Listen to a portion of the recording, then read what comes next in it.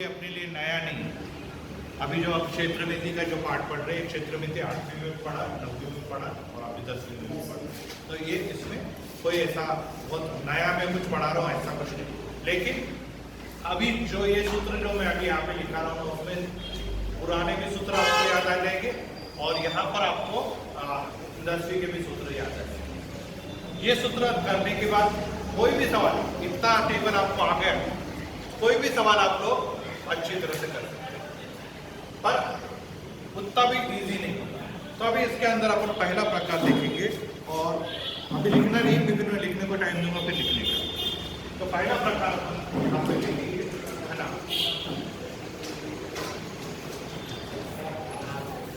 घनाभ अभी है घनाभ क्या रहता है, तो मैं पहले इसकी आकृति बना देता हूँ फिर उदाहरण के साथ। ये काय की आकृति दिख रही है आपको? आयत की आकृति। ये आयत की आकृति है, लेकिन ये 2 डायमेंशन आकृति के लिए, अर्थात इसमें 2 भाग होते हैं, लंबाई और एक। लेकिन अपन ये जो क्षेत्र में थी इसके अंदर 3 डायमेंशन बातें करते हैं, मतलब इसमें लंबाई चौड़ाई के अलावा क्या आने वाले, ऊंचाई भी आने वाली या गहराई भी आने वाली। तो इसलिए ये आयत है, ये घनाभ नहीं है, पर इसको अपन इस प्रकार से इसकी लकीर खींच के ऐसा जोड़ दो तो ये अब बन गया है घनाभ। दूसरी भाषा में आप कहेंगे सर उदाहरण बताओ, तो उदाहरण बताने के लिए अपने कमरा, ये कमरा घनाभ क्या आता है सभी को मालूम है। इधर से इधर तक का जो नीचे का भाग है उसको क्या बोलेंगे अपन? लंबाई। इधर से इधर तक का भाग बोलेंगे और यहाँ से ऊंचाई। मतलब लंबाई को अपन बोल देंगे L, चौड़ाई को बोलेंगे B और ऊंचाई को बोलेंगे L for length, B for breadth चौड़ाई और H फॉर हाइट। तो 3 बातें, 3 डायमेंशन इसलिए बोला कि 3 बातों का समावेश होता है। और इन 3 बातों से इस प्रकार की अगर आकृति बनती है तो अपने दिमाग पे अपने को क्या रखने का? कमरे को रखेंगे, कमरे को रखेंगे, टेबल को रखेंगे, ये कबर्ड को रखेंगे, सब घनाभ के आकार के, क्योंकि उसके सबके पृष्ठ बोलते हैं। ये पृष्ठ है, पृष्ठ भाग कैसे है? आयताकार है, आयताकार। तो अभी आधार का क्षेत्र, अभी आधार बोले तो इस कमरे का आधार क्या है? बोलो कमरे का आधार तो क्या बोले? कौन सा भाग है आधार? फर्श है ना, फर्श जो है अपन वो आकार। ये कौन से आकार का है? आयत। कैसा है? आयत। आधार कैसा है? आयत। आयत का क्षेत्रफल लंबाई गुना चौड़ाई। अब इसको अपन ने ऐसे ही लिखा है, नहीं समझ में आ रहा तो आप नीचे लिख सकते हैं, L का मतलब लंबाई। तो ये अपने को मालूम है सर, आपको तो छोटी क्लास से पढ़ रहे हैं। आयत का क्षेत्रफल लंबाई आयत का है, तो इसका अब इसके अंदर आएगा वक्र पृष्ठफल, या इसको करते ऊर्ध्वाधर भी कहते हैं। ऊर्ध्वाधर, ये 2 शब्द आएंगे। तो ऊर्ध्वाधर किस में आएगा या वक्र किस में आएगा समझ। ऊर्ध्वाधर का मतलब है दीवारें, खड़े वाले जो सीधे सीधे, उसको बोलते हैं ऊर्ध्वाधर।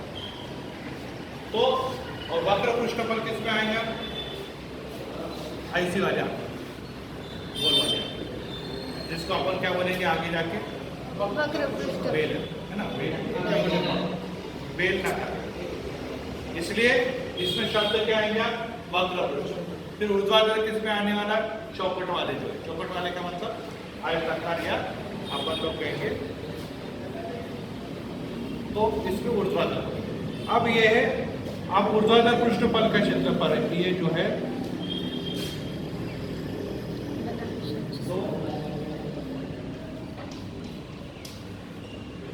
दो लंबाई जमा चौड़ाई गुना ऊंचाई। तो ये इसमें जो सूत्र है ये है 2L जमा B गुना। अब ये सूत्र बना कैसा? इसमें ये सूत्र में, इसमें शॉर्ट सूत्र में यहाँ पे कॉमन सूत्र, आधार की परिमिति गुना में। अब ये मैं इसलिए नीचे लिख के रखा हूं क्योंकि ये सबके लिए लागू पड़ेगा, ये इसमें जितने भी आने वाले सबके लिए लागू होगा। अब आयत अपन ने पढ़ा, आयत की परिमिति याद है, आयत की परिमिति जो सूत्र पढ़ा, आयत की परिमिति मतलब क्या रहता है, चारों भुजाओं का परिमिति का मतलब चारों भुजा। अब इस पे चार भुजाएं, आधार के बारे में विचार कर रहे हैं ना अपन, ये आधार के बारे में। तो इसका आधार कैसा है,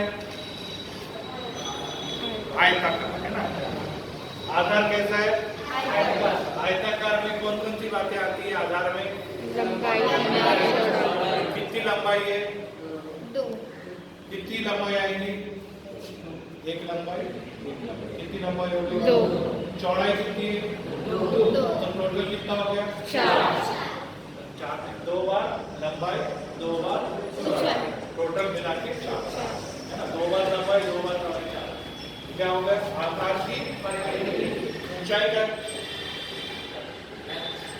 समझा के सूत्र कैसा बना, ये जनरल फॉर्मूला सामान्य सूत्र, और उसको हमने इसके हिसाब से बनाया। तो आधार की परिमिति गुना, अब ये संपूर्ण पृष्ठफल,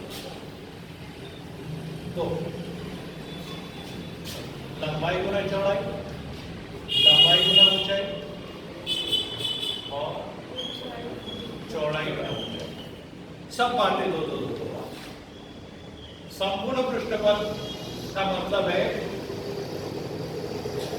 1 भाग, 2 भाग, 3 भाग, 4 भाग, 5 भाग, 6, मतलब 4 दीवार और ऊपर और नीचे का मिला के है ना। कोई भी बंद आकृति कमरा कितने बातों से मिलकर बनता है, 6 बातों, 4 दीवारें और ऊपर और नीचे 6 बातों से मिलकर, मतलब अब ये फर्श है, इसको क्या बोला अपन ने, आधार।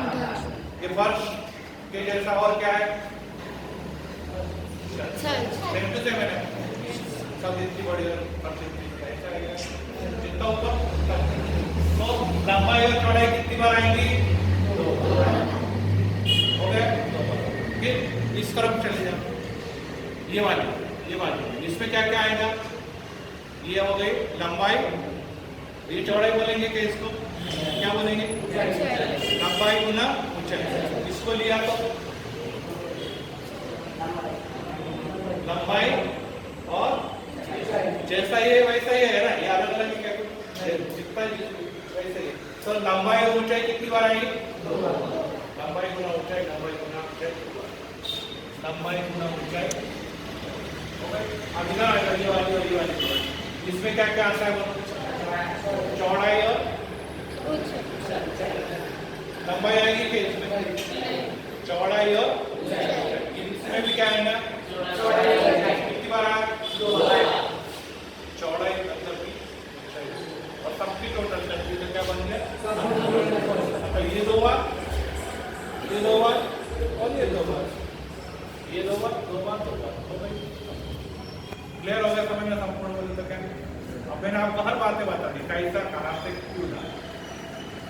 अब एक घनफल, ये सभी को मालूम है, छोटी क्लास से अपन पढ़ रहे कि घनाभ का पृष्ठफल गुना लंबाई गुना चौड़ाई गुना ऊंचाई। इसका ही सूत्र जो है ये है आधार का क्षेत्रफल, आधार का क्षेत्रफल गुना में ऊंचाई, ये उसका जनरल सूत्र है।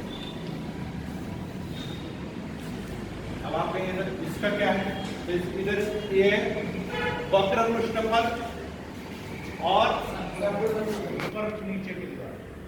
ऊर्ध्वाधर का मतलब क्या, पिछली बार बता दें, ऊर्ध्वाधर का मतलब दूसरी भाषा में 4 दीवार, उसको क्या बोलते हैं, ऊर्ध्वाधर। 1 2 3 4, ऊर्ध्वाधर मतलब खड़ा। इस प्रकार से इस कमरे के अंदर जो खड़ा भाग है वो क्या है, 4 दीवार। ये वाला खड़ा वाला भाग क्या है, तो ऊर्ध्वाधर का मतलब होता है जो बातें दीवारें हैं उसका क्षेत्रफल। और संपूर्ण पृष्ठफल में क्या आता है? चारों दीवारों के अलावा छत और फर्श, इसको बोलते हैं आप लोग संपूर्ण। अब घनाभ सबको समझा कि नहीं समझा? यस। क्लियर हो गया सबको? फिर से एक बार, आधार का क्षेत्रफल मतलब किधर का क्षेत्रफल दिमाग में रखो, लंबाई। फर्श है ना, लंबाई गुना चौड़ाई। वक्र पृष्ठफल बोले तो क्या? आधार की परिमिति गुना, आधार की परिमिति क्या है? आयत की परिमिति क्या है? 2, लंबाई जमा h का मतलब। संपूर्ण पृष्ठफल का मतलब कितनी बार आने? 6। हर बार 2 बार, लंबाई चौड़ाई 2 बार, लंबाई ऊंचाई 2 बार, चौड़ाई ऊंचाई 2 बार, टोटल हो गई 6। और घनफल का मतलब होता है लंबाई चौड़ाई। ये अपना पहला प्रकार हो गया। क्योंकि सूत्र अगर दिमाग में बैठ गए, अब बोलेंगे सर हमारा तो दिमाग में बहुत अच्छा बैठ गया, लेकिन याद नहीं किया तो भूल जाते हैं यार। अब है दूसरा संध। संध, अब इसमें और इसमें क्या फर्क होगा? बोला क्या फर्क रखता है दोनों में? कैसा रहेगा? समघन का मतलब कैसा होना चाहिए? ये कैसा है? आयत है, तो ये कैसा आने वाला है? बरोबर। कैसा आने वाला है? वर्ग के रूप में। 1, 2, 3। अब इसमें ऐसा अगर आ गया तो इसमें लंबाई भी वही, चौड़ाई भी वही, ऊंचाई है ना। अब इसके अंदर अलग अलग अपन भाग नहीं देते, यही लंबाई, यही चौड़ाई, यही बराबर है। लंबाई भी वही, चौड़ाई भी वही, ऊंचाई भी वही। इसके जैसे आकृति किधर दिखती है? ऐसी आकृति कहाँ पे दिखाई दे? जैसे अभी मैंने कमरे का उदाहरण दिया, अपना कमरा ऐसे आकार का तो निश्चित नहीं है ना, कोई बड़ा है, लंबा है, तो कोई छोटा है। ये किधर दिखता है? सर चौक का डब्बा। चौक का डब्बा और रूबिक क्यूब गोल गोल अपन कलर मिलाते हैं। और 5 से हाँ, लूडो खेलते, सांप-सीढ़ी खेलते, फेंकते, पासा, वैसे रहता है चौपट के ऊपर पूरा। मालूम है ना, 1, 2, 3, 4 आते, 6 तक आते हैं वो। अब वो शेप अपने दिमाग में। चल अब आ जाओ सूत्र। अब आधार का क्षेत्रफल कैसा रहेगा? आधार ये कैसा था? लंबाई। इस आधार का कौन सा प्रकार बोला था अपन ने? कौन सी शेप का है?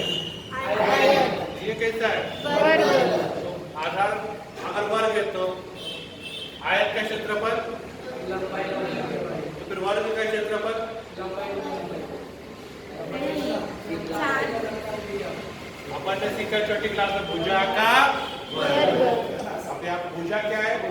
भुजा तो लिख नहीं रहे अपन ने उसको एल माना है, ये पेपर में भी एल ही माना, तो क्या आएगा? एल का मतलब भुजा का सूत्र है छोटी क्लास में। क्योंकि ये वर्ग है, वर्ग का क्षेत्रफल मतलब आधार का क्षेत्रफल। उधर भुजा का वर्ग लिख देते हैं, भुजा की जगह वक्र पृष्ठफल। आधार की परिमिति, आधार की परिमिति कैसे देगी? कितनी देगी? परिमिति मतलब जो कितनी भुजा रहती है नीचे, कितनी भुजाएं रहेंगी वर्ग की? 4। तो 4L हमने छोटी क्लास में देखा था, वर्ग का ही परिमिति बराबर 4 गुना है ना, 4 गुना भुजा सीखा था ना अपन, तो 4 गुना भुजा ये परिमिति। ऊंचाई भी कितनी है? ऊंचाई का भी नाम क्या है? ये समझा कि 4L का मतलब क्या है? आधार की और ऊंचाई भी दोनों मिला लेंगे तो क्या बन गया? 4L का। मैंने इसको तोड़ के क्यों बनाया समझा ना? ये मैं लगाकर सूत्र बनाया।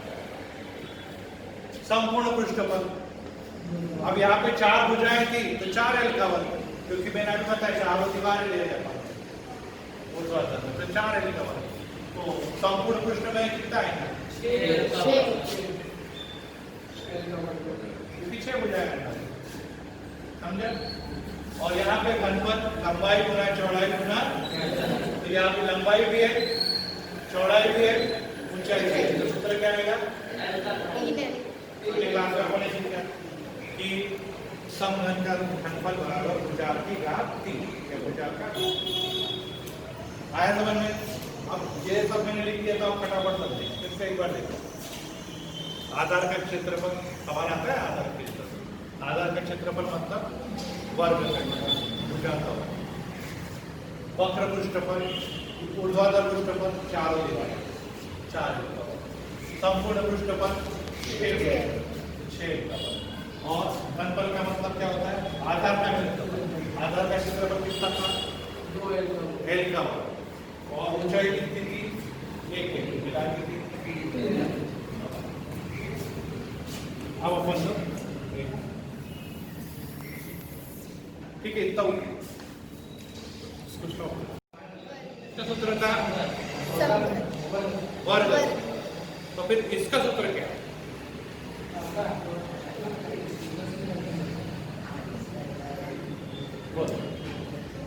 पानी बना, पानी गर्म पानी बनावे। इसका सूत्र क्या है? वो याद है सबको? आता है हाँ, पाई आर वर्ग। वृत्त का क्षेत्रफल बराबर पाई आर का वर्ग। क्लियर हो गया सबको समझ? चलो इस पे आ जाओ। अभी इसके लिए सूत्र मैंने बनाने का नियम पहले बता के रखा। आधार की परिमिति गुना अपन किसके बारे में सोच रहे हैं यहाँ पे? अभी बेलन के बारे में। मतलब ये जो गोल भाग है और ये वाला जो गोल भाग है, ये है आपकी ऊंचाई और ये यहाँ से यहाँ तक है आपकी त्रिज्या। ऊंचाई और त्रिज्या इससे बना हुआ है बेलन। ये है उसकी ऊंचाई और यहाँ से यहाँ तक की त्रिज्या। त्रिज्या किसके? वृत्त की त्रिज्या। हाँ, अभी बताइए आधार की परिमिति क्या होती है?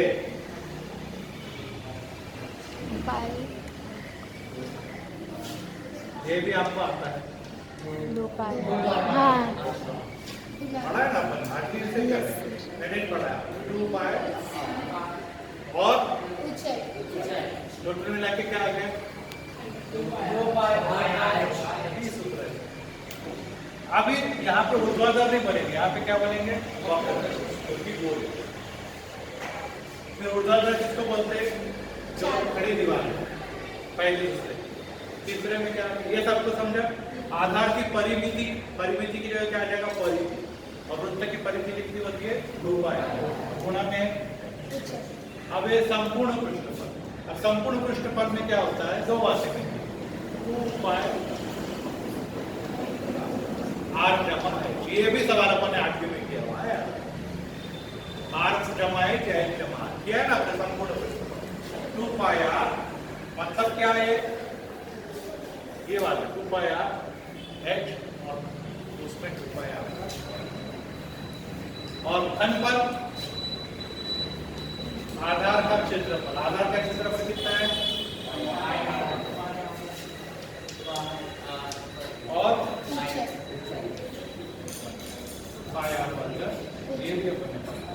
तो फिर से एक बार देखो, आधार का क्षेत्रफल मतलब वृत्त का क्षेत्रफल। वृत्त का क्षेत्रफल का सूत्र क्या है? पाई आर।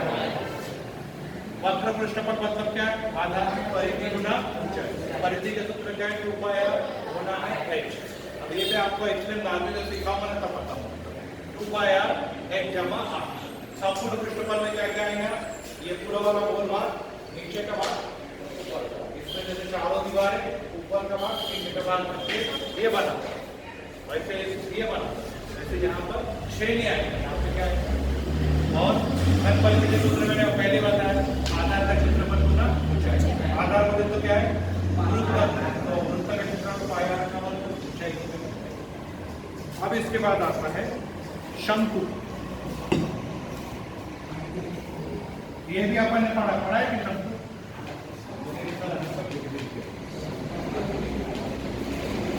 शंकु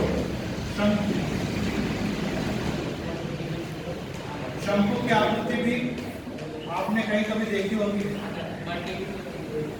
हाँ बराबर है। ये एच है, ये आर है और ये एन।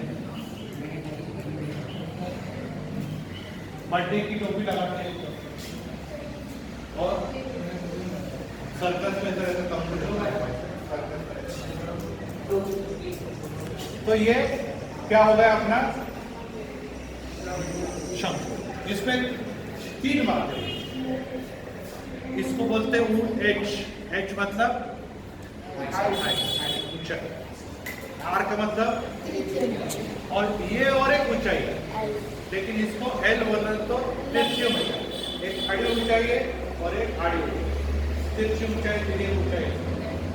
तो एल का मतलब है तिरछी ऊंचाई। दूसरी भाषा में अगर हम कहें तो ये संपूर्ण त्रिभुज है, ये बोलेंगे कर्ण, पहली भुजा और अच्छा। आधार का क्षेत्रफल कैसा है इसका आधार? इसका आधार कैसा रहता है टोपी का? क्या कैसा रहता है? नीचे की तरफ का जो कोना है वो रहता है, और इसके अंदर जो आधार की ऊंचाई का जो भाग है वो है आधार का क्षेत्रफल पाया है ना। आधार वृत्त है तो वृत्त का क्षेत्रफल रहते हैं पाया। अब वक्र पृष्ठफल या ऊर्ध्वाधर पृष्ठफल। अब इसमें जो ये जो ऊर्ध्वाधर पृष्ठफल है, अभी तक अभी से 4 दीवारें थी, यहाँ पर ये वाला गोल भाग था, परंतु इसका पृष्ठ बाहर का पृष्ठ कैसा? ऐसा है, ऐसा वाला नहीं, ऐसा। तो इसके कारण इसमें ये एच नहीं आ रहा, एल है, ऐसा वाला भाग एल के साथ, ऐसा वाला भाग एच नहीं, ऐसा वाला भाग किसमें किसमें आता है? पहले में, दूसरे में, तीसरे में आता है एच वाला भाग, एच। परंतु इसमें ऐसा वाला भाग आने के कारण एल आ, तो इसके लिए इसका सूत्र बन गया पाई आर, एच की जगह अब क्या आ जाएगा? एल, और इसमें भी आएगा पाई आर एल जमा आर या आर जमा एच जमा आर था, तो अपन ने यहाँ पे क्या करना, और यहाँ पे 2 निकल गया, ये भी 2 निकल गया, यहाँ पे 2 निकल। अब घनफल, अब ये घनफल ये होता है, सूत्र वही है पाई आर वर्ग एच इसका, लेकिन ये शंकु जो होता है वो बेलन का 1/3 होता है, एक तो सूत्र में आएगा पाई आर वर्ग के साथ 1/3 पाई आर। क्या आएगा इसमें? सूत्र सेम है, लेकिन शंकु का घनफल, शंकु का घनफल क्या होता है? बेलन के घनफल का 1/3 होता है, इसलिए 1/3। अब यहाँ पर मैं लिख देता हूँ 5वां गोला।